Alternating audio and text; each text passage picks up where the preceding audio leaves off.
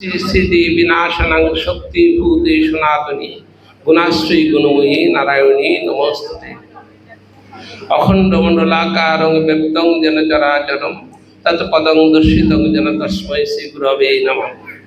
গুরু ব্রহ্মা গুরু বিষ্ণু গুরুদেব মহেশ্বর গুরুদেব পরং ব্রহ্ম তস্मै শ্রী গুরবে নমঃ।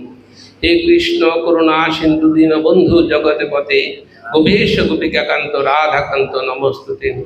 কৃষ্ণায় বাসুদেবায় হরে পরমাত্মনে প্রণতক্লেশনাশায় গোবিন্দায় নমো নমঃ। বৃন্দাবৈ তুলসীদেব বৈ প্রিয় কেশবৈশ্বজ কৃষ্ণ ভক্তি পদে দেবী সত্যবত্ত নমো নমঃ। তপ্ত কাঞ্চন গৌরাঙ্গী রাধে বৃন্দাবনেশ্বরী বৃষভানুসুতে দেবী প্রণমামি হরিপ্রিয়। বাঞ্ছা কল্পতরুভ্যশ্চ কৃপা সিন্ধু বৈবচ পতিতানাং পাবনেভ্যো বৈষ্ণবেভ্যো নমো নমঃ। নারায়ণং নমস্কৃত্য নরং চৈব নরোত্তমং দেবীং সরস্বতীং দেশং ততে জয়মুদীরয়েৎ। মূকং করোতি বাচালং পঙ্গুং লঙ্ঘয়তে গিরিং যৎকৃপাতমহং ব্রহ্মে পরমানন্দ মাধবম।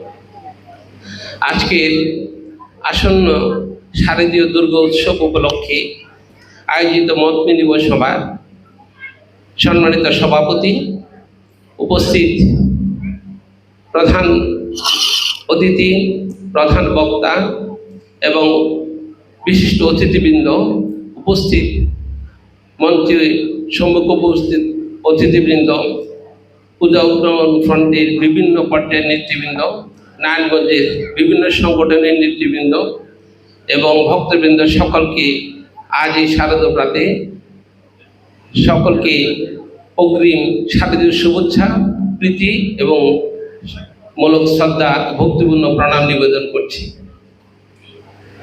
শারদীয় দুর্গা পূজা এই অনুষ্ঠানে সকলকে আমি আমার অন্তঃস্থ থেকে স্বাগত জানাচ্ছি।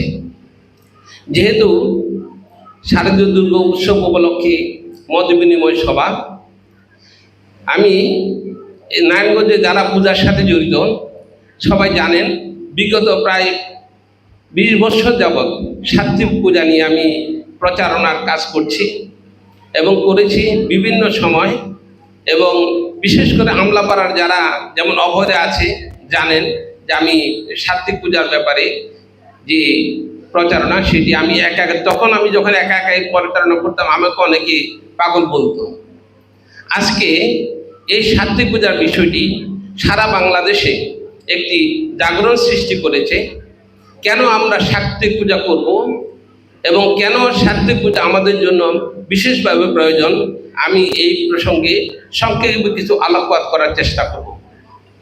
পূজা আমাদের ধর্মের বিভিন্ন অনুশাসনের একটি অংশ এবং এই আমরা যদি পূজার অর্থ এবং ধর্মের অর্থ যদি সম্যকরূপে অবগত হই, তাহলে আমাদের পক্ষে ধর্ম পালন এবং সাত্ত্বিক পূজা উদযাপন অনেকটাই সার্থকতা লাভ করবে।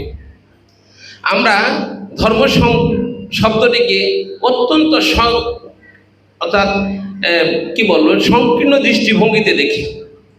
সনাতন ধর্মের ধর্ম শব্দের অর্থ হচ্ছে নৈতিকতা, ইংরেজিতে যেটিকে বলা হয় রাইট ইউজনেস। প্রত্যেক ধর্মের, আমাদের ধর্মের সনাতন ধর্মের যে নৈতিকতা, এই নৈতিকতার শিক্ষাটিকে প্রায় আমরা মহাভারতের 12 পর্বের অনুশাসন পর্ব থেকে, অনুশাসন পর্বে একটি মানুষ জন্ম থেকে মৃত্যু পর্যন্ত কিভাবে তার জীবন পরিচালিত করবে তার পূর্ণ বিবরণ এই মহাভারতের 12 অধ্যায় অনুশাসন পর্বে লিখিত আছে।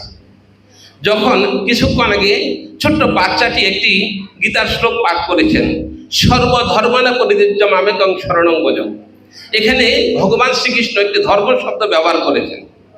তখন পৃথিবীতে আজকে আমরা যে সকল ধর্ম আচরণ করি, যে সকল ধর্মে বিশ্বাসী আছেন, তখন অন্য কোনো ধর্ম ছিল না। তাহলে ভগবান শ্রীকৃষ্ণ এখানে ধর্ম শব্দটিকে কি অর্থে প্রয়োগ করেছিলেন, এইটুকু যদি আমরা উপলব্ধি করতে পারি, তাহলে নৈতিকতাই যে মানুষের জীবনের মূল উদ্দেশ্য। মানুষের জীবন যেই ধর্মেই পালন করুক, সে যদি পূর্ণাঙ্গভাবে ধর্ম পালন করে, তার নৈতিকতা যদি না থাকে, তারকে ধর্ম পালন কি সঠিক হবে? আমরা এখানে বিভিন্ন ধর্মের লোক আছি, যে ধর্মে পালন করুক, কিন্তু নৈতিকতা যদি বর্জিত হয় সেই ধর্ম পালন বৃথা।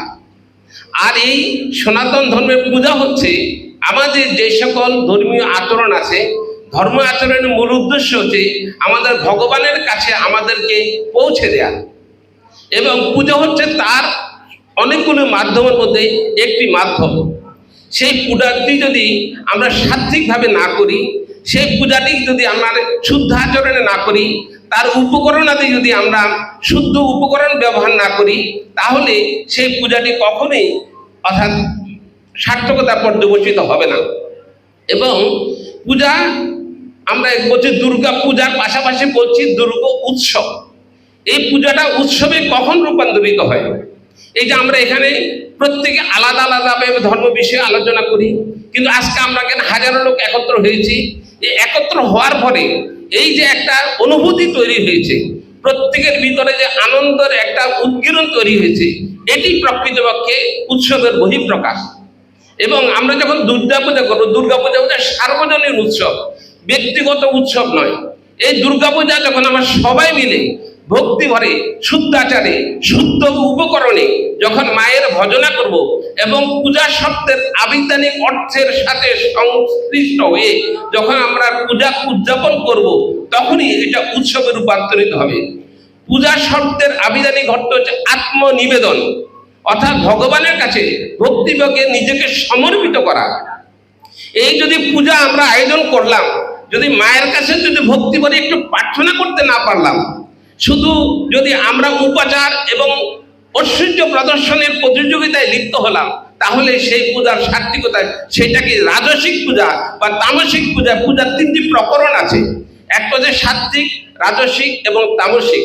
আমরা যদি এই সাত্বিক পূজা করতে চাই, তাহলে আমাদের ভক্তি, উপাচার এবং আয়োজন সবকিছুর ভিতরে একটি ভাব গাম্ভীর্যতা থাকতে হবে, এবং সেখানে কোনো রকমের উচ্ছৃঙ্খলতার কোনো স্থান নেই, এবং সেখানে ঐশ্বর্য প্রদর্শনের কোনো স্থান নেই, সেখানে ভক্তির বিনে অন্য কিছুকে প্রদর্শনের করার স্থান নেই।